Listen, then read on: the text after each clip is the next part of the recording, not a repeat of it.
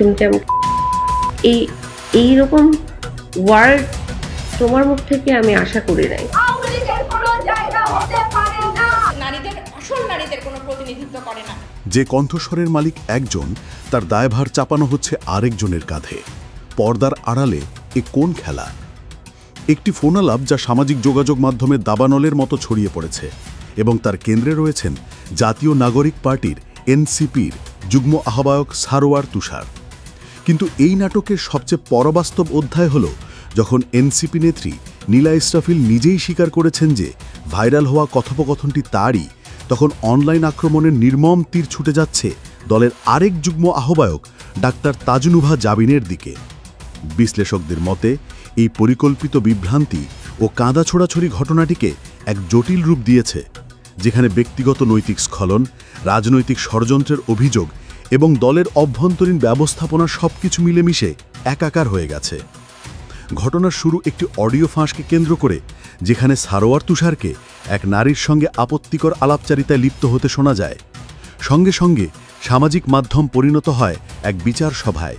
কিন্তু আশ্চর্যজনকভাবে এই অনলাইন ট্রায়ালের প্রধান লক্ষ্যবস্তু হয়ে ওঠেন ডাক্তার তাজনুভা জাবিন, যার কোনো সংশ্লিষ্টতায় ছিল না এই ঘটনায়। এর প্রতিক্রিয়ায় এনসিপি একটি কঠোর বিবৃতি দেয়। এতে এই ঘটনাকে ডাক্তার জাবিনের বিরুদ্ধে কুরুচিপূর্ণ ও যৌন হয়রানিমূলক মিথ্যাচার হিসেবে আখ্যা দেওয়া হয় এবং বলা হয় এটি নারী নেত্রীদের রাজনৈতিক পরিসর থেকে সরিয়ে দেওয়ার এক পরিকল্পিত প্রচেষ্টা। দলটি এমন প্রচারণার বিরুদ্ধে আইনানুগ ব্যবস্থা নেওয়ারও হুঁশিয়ারি দেয়। এরই মধ্যে যখন রহস্যের কুয়াশা আরও ঘনীভূত হচ্ছিল, তখন মুখ খোলেন নীলা ইসরাফিল। দীর্ঘ এক ফেসবুক পোস্টে তিনি স্বীকার করেন ফোনালাপটি তারই। তিনি জানান তুষারের ক্রমাগত আপত্তিকর মন্তব্য ও আচরণে বিব্রত হয়ে এবং নিরাপত্তাজনিত কারণেই তিনি কলটি রেকর্ড করেছিলেন। এই স্বীকারোক্তির পর ঘটনার মোড় ঘুরে যায়।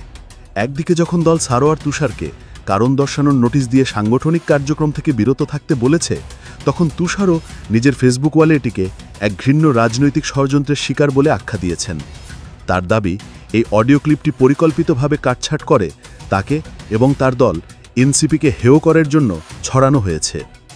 রাজনৈতিক পর্যবেক্ষকরা এখন প্রশ্ন তুলছেন, এই ত্রিমুখী নাটক, নীলার অভিযোগ, তুষারের ষড়যন্ত্রের দাবি এবং জাবিনের বিরুদ্ধে উদ্দেশ্যপ্রণোদিত অপপ্রচার এনসিপিকে তার জন্মলগ্নেই এক বড় সংকটের মুখে ফেলে দিয়েছে।